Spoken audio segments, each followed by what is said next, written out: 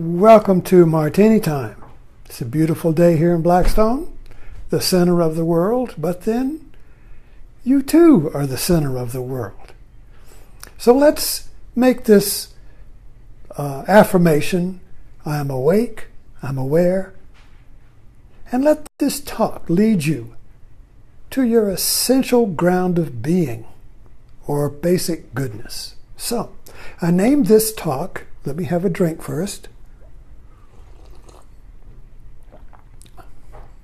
Now that's good. I got some Beefeater's gin because I didn't want to use up my Bombay gin. That's very expensive. So I got the next best thing, some Beefeaters. And I think somebody told me that the Beefeaters are the guardians of the Tower of London. I have to check that. But it sounds like they're threshold guardians, the Beefeaters. So you can't get to the promised land. You can't get to where you're going unless you get through the threshold guardians. Ganesh is a threshold guardian in Indian mythology. He sits in front of the door to Shiva and his goddess Parvati. So if you want to get to God and the goddess, you got to get through the threshold guardian. And the guru, you see, Swami Muktananda is a threshold guardian. Guru means threshold guardian. He's the one that guides you through the door, takes you through the door. Or he says, oh, you're not ready yet. You're not ready, or come on, or you're not ready. Come back later. Come on.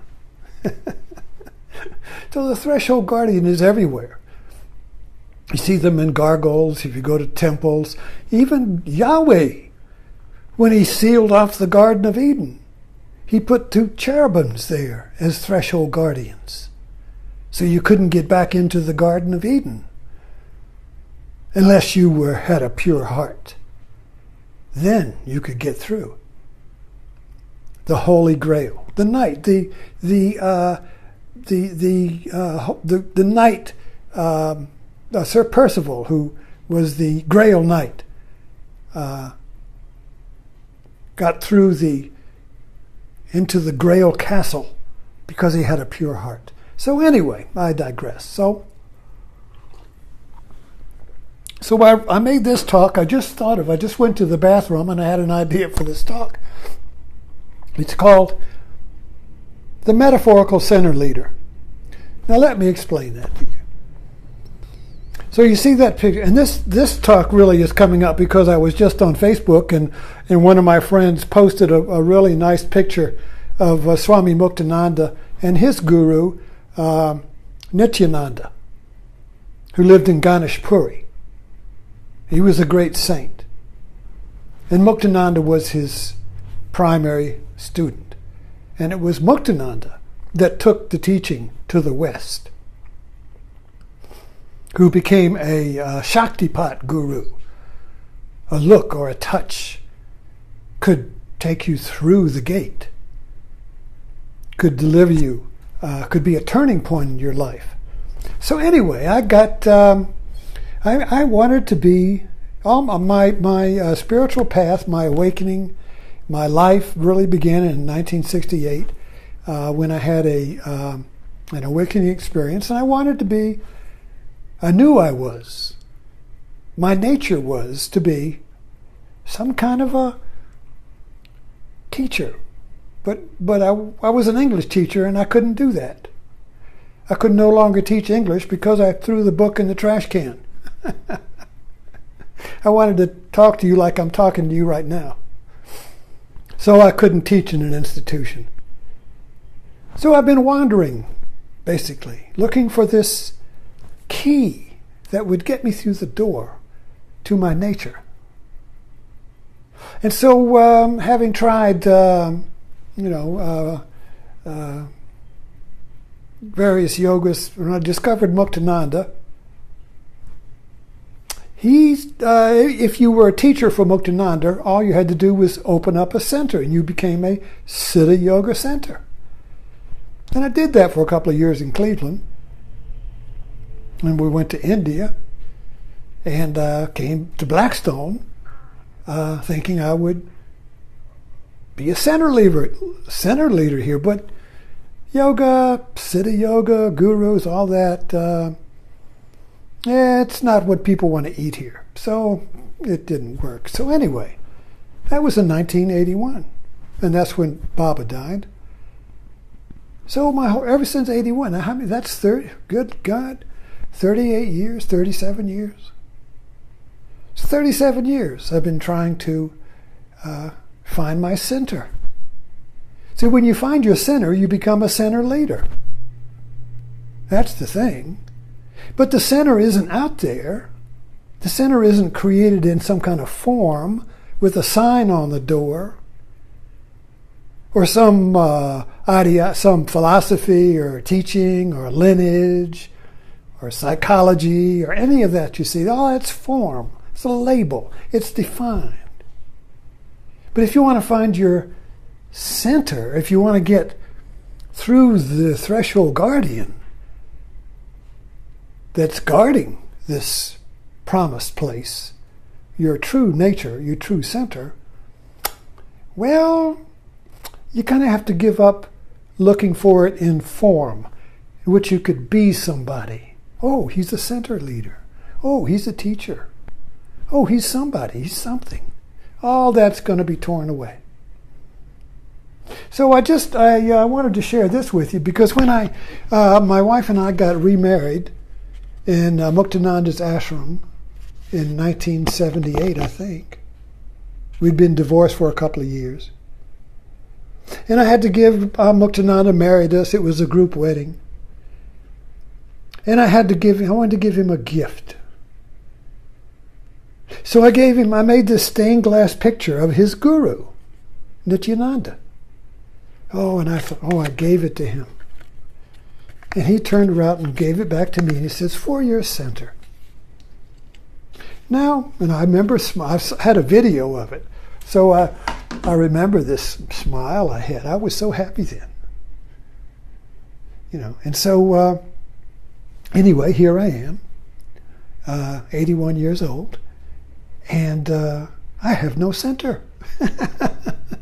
I had a Blackstone Yoga Center here. That's gone. I had a meditation society here. That was gone. I was even at Eckhart Tolle Center. Nobody came to any of these. Nobody was a Maytag repairman. I'm sitting there in my center. Nobody called.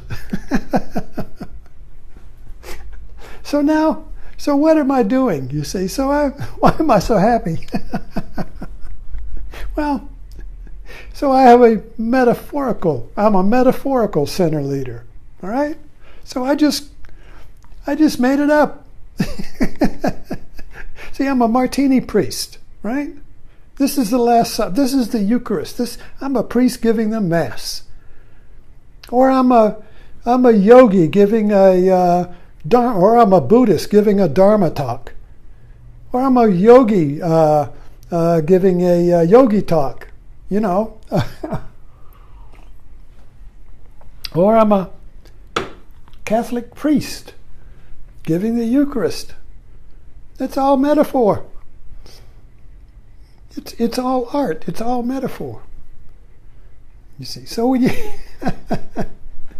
so there's a great liberation in being a metaphorical center leader, you see, because I'm not really a center leader. You see. I'm just standing here having a martini talking to you. That's it. Make out of it what you want. Now, if you get something out of this, well, then the metaphor is activated. A metaphor is activated when it touches you, when your heart vibrates, like a tuning fork. Oh, a piano. You hit key, and the next octave up vibrates, but the keys in the middle don't. Resonant. So a metaphor is a resonating device, you see. If all you see is just some guy standing here talking to you with a martini, that's fine. That's it. That's what it is. But if there's a resonance with your heart, then it's a metaphor. So it's just this, just a guy here having a drink, talking on Facebook.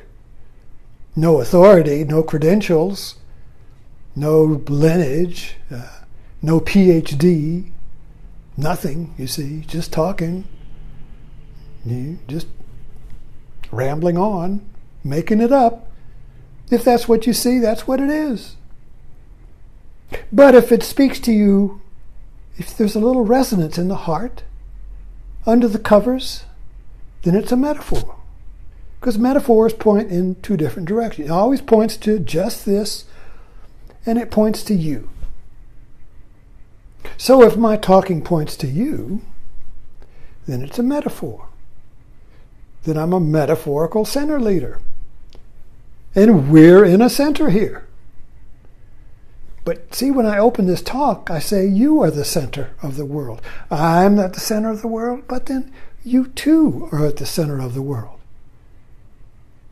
But unless you activate that center, you're just going to be looking for it. And it's always going to be in some other form, some other place, some other thing, some other time. You see. But when you activate it, you're at your center. And then your center forms around you. It's creative, you see. So when you activate your center, activating your center is like a new credit card. You get a new credit card. Man, I got $20,000 of credit on this thing. Oh man, I got power. I got credit. I can do stuff. But it won't work. You didn't activate it. You didn't call in and activate the card. So your center has to be activated. You can't activate your center by studying other people's centers, or trying to become something different from you, or trying to take the shape of somebody else, you see. I wanted to be a Siddha Yoga center leader. But that was already created. That was somebody else's thing. That was Muktananda's thing. See what I mean? I wanted to be that, but that wasn't my center. So all of my endeavors have been trying to become a center that's got a form that someone else created. If you're a priest, you are a spiritual center, but it's created by the Catholic Church as an institutional center. So whatever you are, if you take the form, and I'm not saying there's anything wrong with this, I'm just saying if you take the form that's already been given, you really haven't gotten to your center yet, because your center has no form. Your center is formless. Your center is in your heart. And it will create the form around it that it needs to express itself. So I've created this form here because it expresses me. I become my center here. I'm speaking to you from my center. So I'm creating myself so that when you find your center, you are not fitting into something already created, you are creating it. Your center is a creative activation of you. It's from your center that you speak your word. You speak your voice, like in the King's Speech. You stop stuttering, and you speak your voice, you see. And I'm just the thought of this Alexander Cortez, who won the big upset up there in the Queens and Bronx, you see. How did she do that? She was speaking from her center. She was speaking from her authentic center. She was speaking from her center. And the world created itself around her. You are the creator of your world, not the created. But we have to live in a world that's created. So we have to work with the world that's given to us. But when you find your creator center, then you create yourself The world then becomes your putty. The world then becomes your metaphor. The world then is your metaphor. People will look at you and say, oh, you're just... Blah, blah, blah. But then, are you? You're greater than you think you are.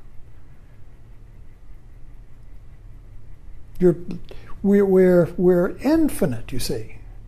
But that's a creative infinite. It's not something that's big. It's that you create from your center. Anyway, thanks for dropping in, and I'll finish my martini now.